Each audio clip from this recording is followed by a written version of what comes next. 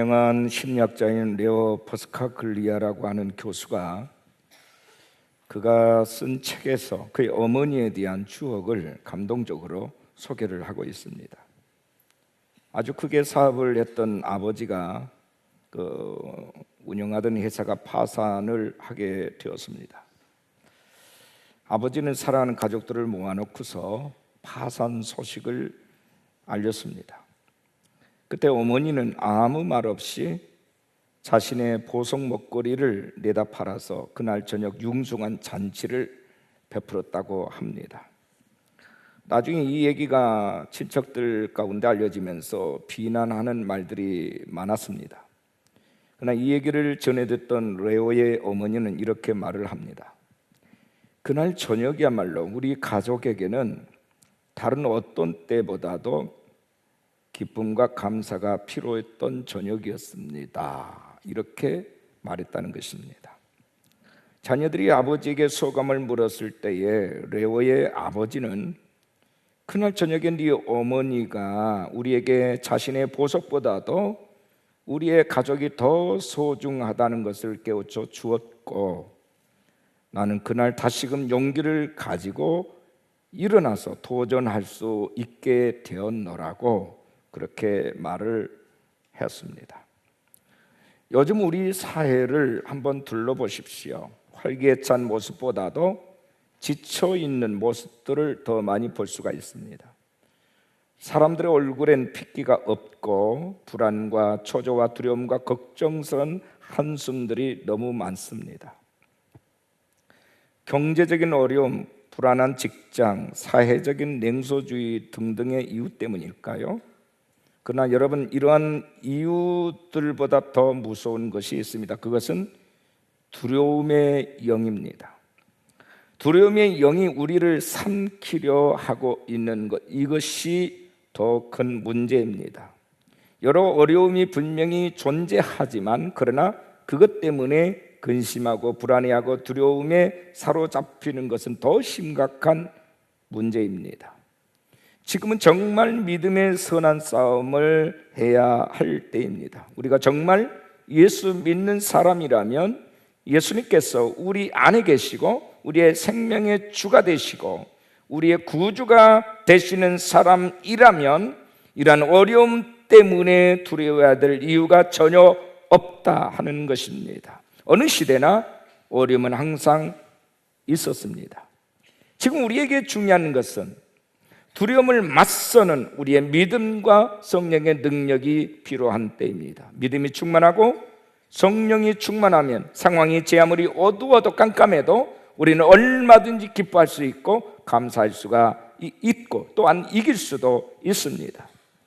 오늘 본문 말씀을 주목해 보십시오. 주 안에서 항상 기뻐하라. 내가 다시 말하노니 기뻐하라. 너희 관용을 모든 사람에게 알게 하라. 주께서 가까우시니라. 아무것도 염려하지 말고 다만 모든 일에 기도와 간구로 너희 구할 것을 감사함으로 하나님께 아뢰라. 그리하면 모든 지각에 뛰어난 하나님의 평강이 그리스도 예수 안에서 너희 마음과 생각을 지키시리라. 할렐루야.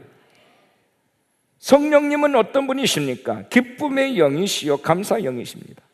강력한 감사의 영으로 충만할 때에 바로 그것이 성령 충만입니다. 우리가 진정으로 죽음과 사망과 심판의 고통에서 모든 것을 이기시고 부활하시는 예수님을 믿는다면 우리는 매일같이 부활의 영이신 성령 안에서 찬양합니다, 감사합니다 하고 외칠 수 있어야 됩니다. 우리가 진정 믿음의 사람이라면 지금이야말로 감사가 충만해야 되고 감사의 증인이 되어야 할 것입니다. 오늘 제목입니다. 우리 따라하겠습니다. 감사의 증인. 옆에 분하고 인사 나눕니다. 감사의 증인이 되십시다.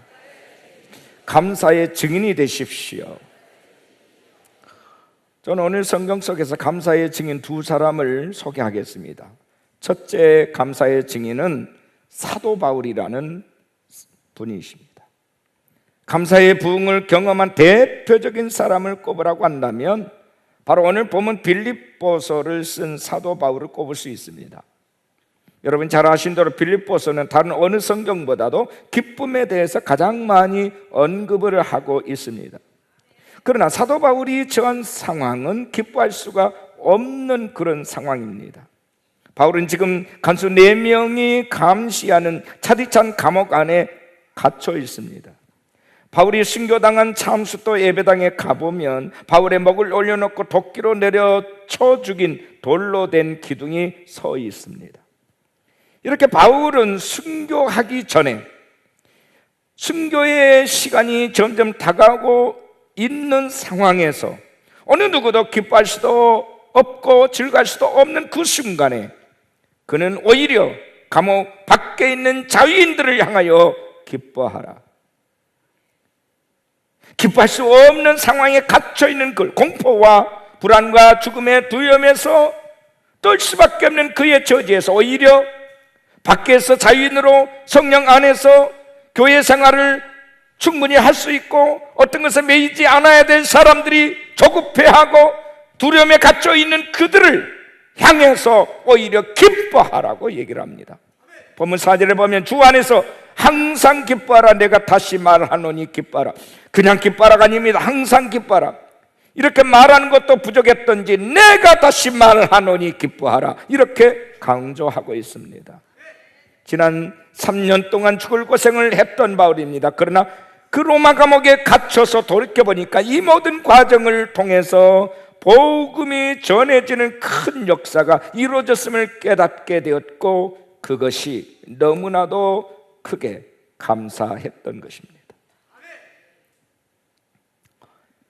사도 바울이 이렇게 감사할 수 있었던 비결은 바울의 심령이 예수 그리스도로 가득 차 있었기 때문에 가능한 것이었습니다. 빌립보 1장을 자세히 살펴보면 그리스도 혹은 예수 그리스도라는 말이 무려 17번씩이나 반복이 되어 나옵니다. 1장 8절에서는 내가 예수 그리스도의 심장으로 너희 무리를 얼마나 사모하는지 하나님이 내 증인이시라 이렇게 고백을 합니다. 예수 그리스도의 심장으로 빌립보 교인 너희들을 얼마나 사모하는지를 하나님은 바로 알고 계시고 이런 나에 대한 증인이시다. 그리스도의 심장을 가지고 있다고 표현할 만큼 그의 가슴 속에는 예수로 가득 차 있었습니다. 설명할 수 없는 감사, 다른 사람들이 이해하기 어려운 감사가 그의 안에 있었던 까닭은 예수로 충만해졌기 때문입니다. 예수님의 기쁨이 그를 지배하고 있었고 성령의 평강이 그를 지배하고 있었기 때문에 그는 그런 와중에서도 감사할 수가 있었다. 감사의 증인이 되었습니다. 두 번째 인물, 감사의 증인은 다윗입니다. 감사신앙에 있어서 구약의 대표적인 사람은 다윗이죠. 잘 아시는 대로 다윗은 사울왕으로 인해서 모든 것을 다 잃었습니다. 장군의 지위를 빼앗겼고 가정을 빼앗겼고 제사장에게 갈 수도 없는 처지가 됩니다. 친구도 곁에서 사라졌습니다. 얼마나 급했으면 적국인 블레셋으로 도망을 갔겠습니까? 적진인 블레셋에서 위장 높이도 했었지만 침을 흘리면서 미친 척하고서야 겨우 살아나올 수 있었습니다. 다윗에게는 선택의 여지가 전혀 없었어요. 다윗은 광야를 향해서 발길을 돌렸습니다. 조금 전까지 살던 궁전과 비교할 수 없는 곳이에요. 뜨거운 열기와 모래 폭풍이 시도 때도 없이 사방에서 불어닥치는 것이 광야입니다. 한참을 헤매던 다윗은 저 너머로 사해 바다가 보이는 한 동굴에 들어가서 몸을 눕히고 눈을 감습니다. 그것이 나중에 유명해진 바로 그 아둘람 굴이죠. 햇빛이 전혀 들지 않습니다. 칙칙합니다. 그러나 그곳은 조용하고 안전합니다. 어두컴컴한 굴 속에 앉아있는 다윗을 상상해 보십시오. 세상 천지 어디에도 갈 데가 없습니다. 광야의 굴속입니다. 다윗은 그곳에서 무릎을 꿇고 얼굴을 땅바닥에 대고 기도를 시작할 때에 눈물이 왈칵 쏟아집니다. 그때 드린 기도가 시편 57편입니다. 시편 57편 1절에 보면 하나님이여 내게 은혜를 베푸소서, 내게 은혜를 베푸소서. 내 영혼이 주께로 피하되 주의 날개 그늘 아래에서 이 재앙들이 지나기까지 피하리이다. 이렇게 절박한 마음으로 울며 기도하는데 다윗의 마음이 이상하게 뛰기 시작합니다. 그는 기억에 냈습니다. 들판에서 홀로 양을 칠 때에도 그는 혼자가 아니었습니다. 이렇게 버려지지도 않았다는 사실을 깨닫게 됐습니다. 하나님이 늘 그와 함께 하셨음을 알게 됐습니다. 동시에 그는 그 마음 깊은 곳으로부터 찬양이 터져나오기 시작합니다. 7절 9절 이어서 보면 하나님이여 내 마음이 확정되었고 내 마음이 확정되었사오니 내가 노래하고 내가 찬송하리이다. 주여 내가 만민 중에서 주께 감사하며 문나라 중에서 주를 찬송하리이다. 그는 결코 외롭지 않았다는 것. 지난 날을 피드백해 보니까 언제나 하나님이 그곳에 계셨고 그와 함께 하셨다. 그는 그 은혜를 찬송하지 않을 수가 없었다. 이 감사는 눈물 없이 나올 수 없는 감사입니다. 다윗의 심령 안에 진정한 감사의 감동이 일어나기 시작했습니다. 그리고 다윗의 삶에 기적이 일어납니다. 이것이 바로 감사입니다. 눈물의 감사가 터질 때에 우리의 삶이 변화되어지고 우리의 환경이 달라지는 기적이 일어납니다. 최악의 상황에서 감사를 할 때에 우리의 삶에 반전이 있습니다.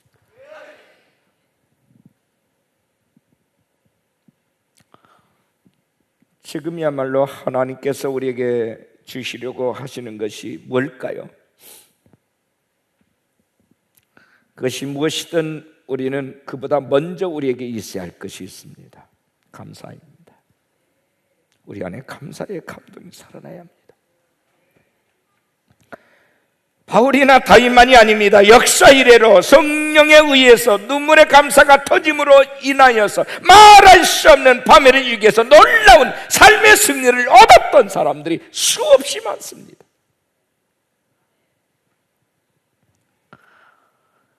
우리 가슴에 손 얹고 따라하겠습니다. 주여 감사의 DNA를 이식시켜 주십시오. 아멘. 내 본질이 내 DNA 속에 감사가 입력되게 하여 주십시오. 감사가 이식되게 하여 주십시오. 감사의 체질화, 감사로 물들임, 감사의 지배를 받는 자가 되게 하여 주십시오. 본문 6절을 보십시오. 아무것도 염려하지 말고 다만 모든 일에 기도와 간구로 너희 구할 것을 감사함으로 하나님께 아뢰라. 감사함으로 하나님께 아뢰라.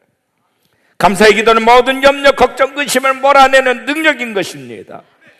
우리가 영어에서 생각하다라는 말을 think라고 그러죠. 감사하다라는 말을 thank라고 합니다. 한 뿌리입니다. 감사는 일과 생각하는 것은 깊은 연관이 있다는 얘기예요. 전도서 기자는 그래서 전도서 7장에서 이렇게 말합니다. 형통한 날에는 기뻐하고 곤고한 날에는 생각하라. 뭘 생각해요? 곤고한 날이 언제입니까? 내 인생에 감사할 것이 없었던 날이, 감사할 것이 없는 날이 곤고한 날입니다. 우리가 시간을 내서 과거를 회상하고 생각하지 않는 한 우리에게 베풀어 주셨던 수많은 은혜를 우리는 망각할 수밖에 없습니다. 그러나 여러분 돌이켜보십시오. 지난 날, 그때는 불평했던, 원망했던, 절망했던 감사할 수 없던 그날이 이제 돌이켜보면 더 우리는 감사할 수 있었던 날 아닙니까? 그날이 은혜였습니다. 그때 내가 잃어버렸지 않았다면, 그때 내가 빼앗기지 않았다면, 그때 내가 절망하지 않았다면 오늘의 은혜가 주어져 있을 수 있을까 하는 겁니다. 그날의 고통이 있었기 까닭에 오늘의 내가 있는 것입니다. 그날의 아픔이 있었기 때문에 내가 주를 찾았습니다. 그날의 시험이 있고 시련이 있었기에 내가 주님을 만나고 내가 오늘의 평화를 갖게 된 것입니다. 그나마도 내가 살 수 있었던 것은 그날의 아픔이 있었기 때문에, 그때는 몰랐지만 이제 돌이켜보니까 그것도 감사란 말이에요. 그것도 은혜였단 말입니다.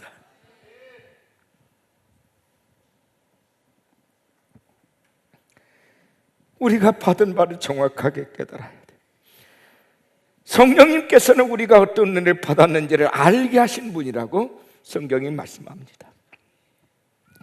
고린도전서 2장 12절에 보면 우리가 세상의 영을 받지 아니하고 오직 하나님으로부터 온 영을 받았으니 이는 우리로 하여금 하나님께서 우리에게 은혜로 주신 것들을 알게 하려 하심이라. 우리 주님은 감사에 인색한 사람들에게 물으십니다. 10명 모두가 나음을 받지 아니하였더냐? 나머지 9은 어디 가고 너 혼자만 왔느냐? 감사하지 못한 이유는 무엇입니까? 모든 것을 당연한 것으로 여기기 때문입니다. 10명의 나병 환자가 다 고침받았습니다. 그런데 그 중에 9사람은 유대인입니다. 그들이 불치의 나병으로부터 나음을 입었음에도 불구하고 감사를 표하지 않는 이유는 무엇일까요? 유대인들은 특유의 선민의식이 있습니다.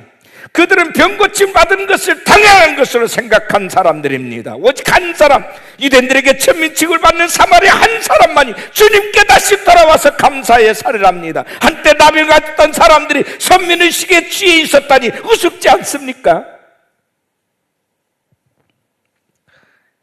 그들이 선민의식에 취하는 동안 감사의 대상을 잃어버렸습니다.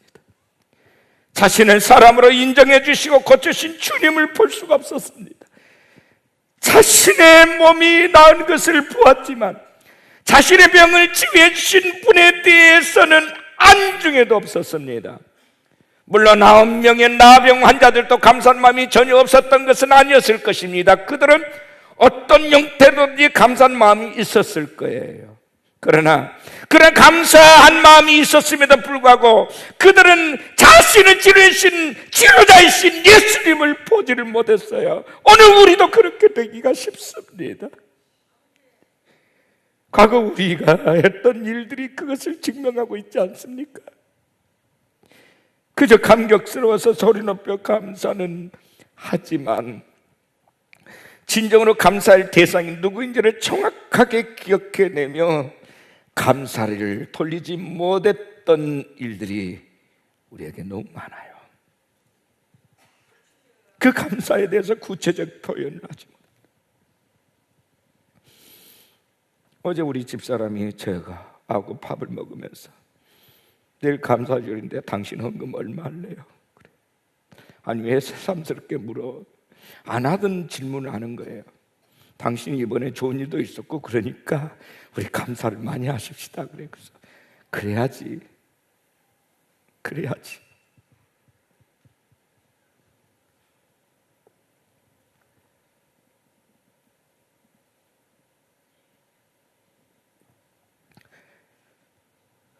감사는 내가 받은 것이 있다고 깨달을 때만 할 수 있습니다.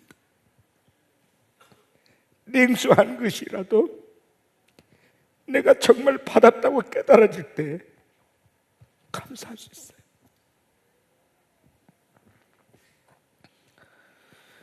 미국 역사의 히스토리를 보면 많은 귀족들에 대한 얘기들이 있는데요. 그 중에 미국의 미네소타주에서 있었던 일입니다. 1874년부터 1877년까지 무려 3년에 걸쳐서 극심한 가뭄이 있었고 심한 메뚜기 떼로 인해서 농작물이 전멸하고 대경제공황에 빠졌던 그런 때입니다. 1877년 4월 27일 주지사 필스베리가 모든 주민들에게 이렇게 말합니다. 우리가 그동안 하나님께 너무 많은 주신 축복에 대해서 혹시 우리가 감사를 잃어버렸지 않았나를 한번 돌이켜 보십시다. 그리고서 오늘 4월 27일 우리 전부 다 하나님 앞에 감사의 기도를 일제히 드리십시다. 감사의 기도의 날을 선포를 했어요. 전격적으로. 주여, 농작물이 진멸하였으나 몸이 살아있고 앞으로도 기회를 주시는 하나님께 먼저 감사하자는 거예요. 그래서 미네소타 주의 모든 주민 자체가 하늘을 덮을 큰 소리로 하나님 앞에 감사의 기도를 손을 들고 했다는 거예요. 근데 여러분, 정말 믿기 어려운 기적이 일어났어요. 들판을 덮고 있던 메뚜기 떼가 며칠간에 전부 다 죽어버린 거예요. 과학자들이 아무리 이것을 조사를 해봐도 기적이라고 말할 수밖에는 다른 어떤 설명할 길이 없었다. 이거는 기적이다. 당시 기록이에요.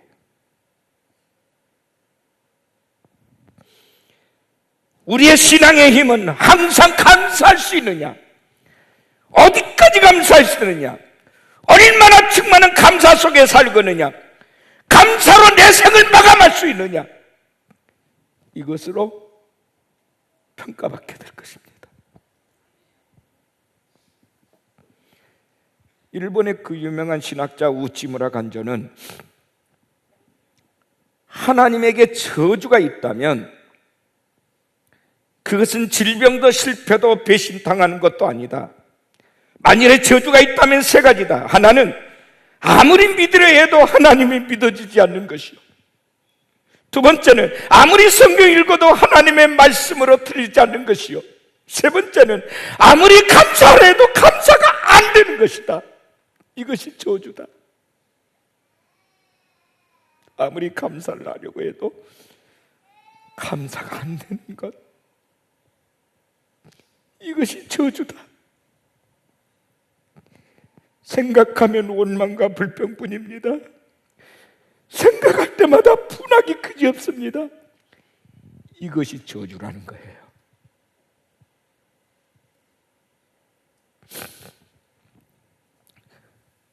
저주받은 어떤 환경, 그것이 저주이기 이전에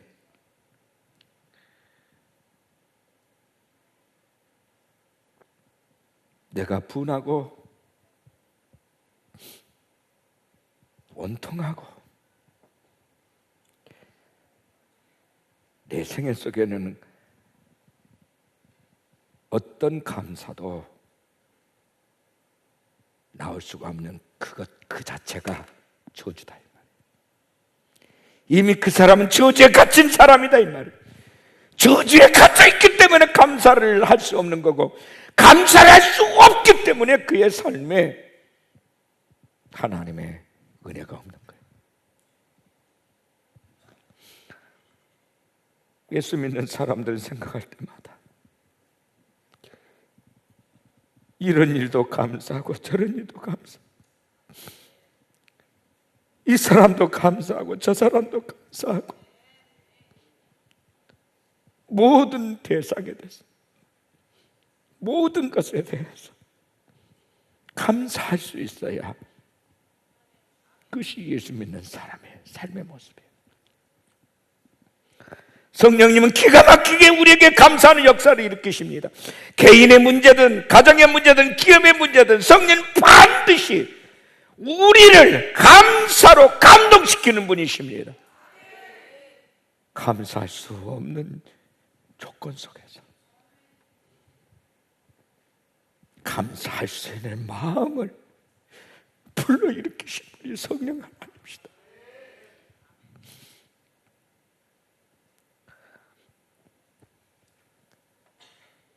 휘트 크리스웰이라는 사람이 있는데, 이건 미국 켄터키 주에서 태어나서 그리스도인 가정에서 성장을 한 사람, 젊었을 때 한때는 그는 교회에 열심을 했던 사람이었어요. 하지만 어느 날부턴가 도박에 손을 대면서부터 그 인생이 꼬이기 시작했어요.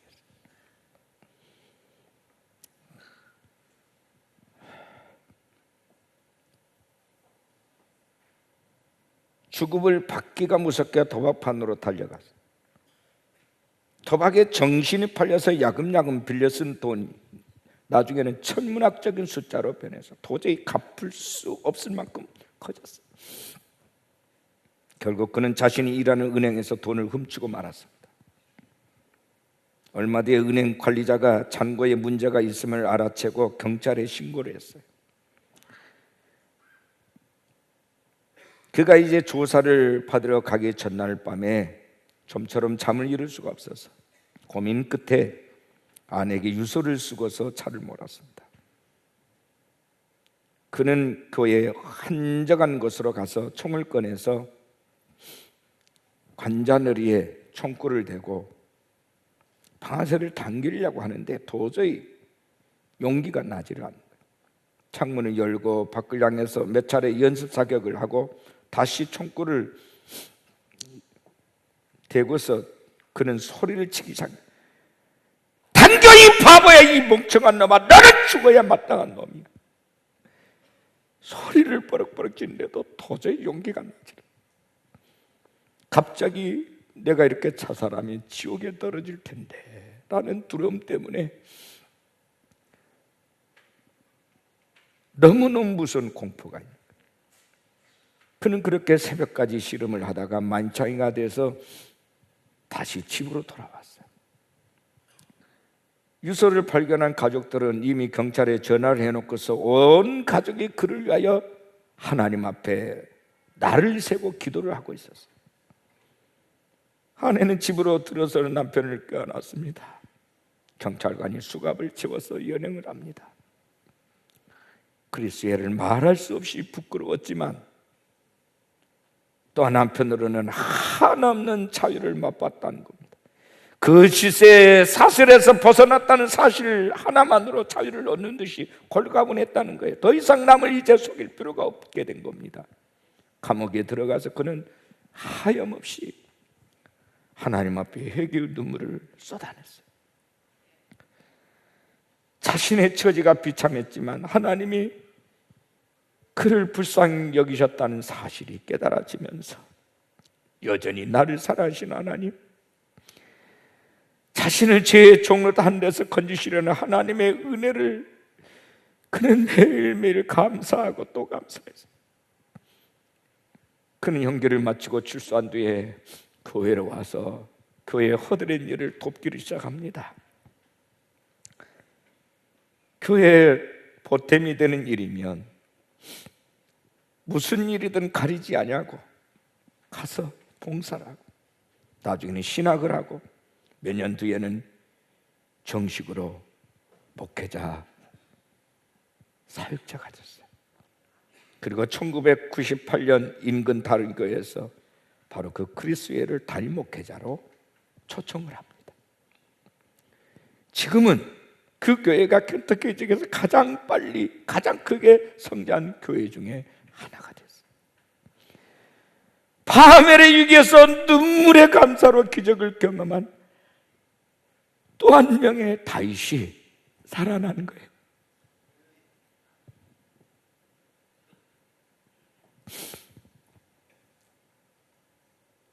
지금 우리에게 필요한 것이 무엇입니까?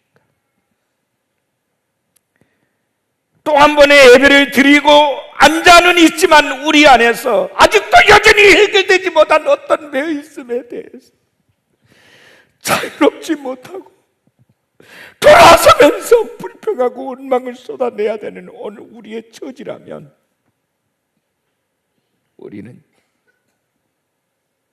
예수를 잘못 믿은 거예요.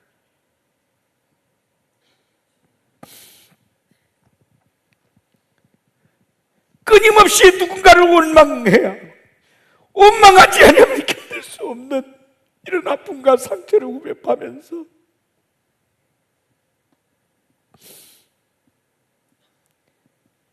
감사를 잃어버리고 산다면 그 사람은 진정한 그리스도인이 아니에요. 오늘 우리에게 당장 필요한 것은 위대한 사역자가 되는 게 아니에요. 위대한 선교를 하는 게 아니에요. 지금 우리에게 당장 필요한 것은 나를 구속해 주신 나의 주님께 감사하는 일입니다. 나를 살려주신 주님께 감사하는 일이에요. 우리가 감사의 노래, 감사의 찬양을 잃어버린다면 그 사람의 헌신도 섬김도 다 소용없어요.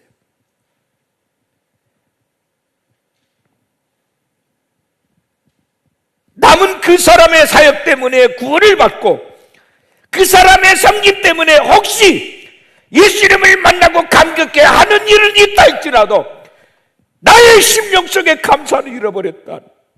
나는 가장 불쌍한 자. 내가 나의 주님께 지금 이 시간 감사할 수 없다면 우리는 가장 불행한 자예요.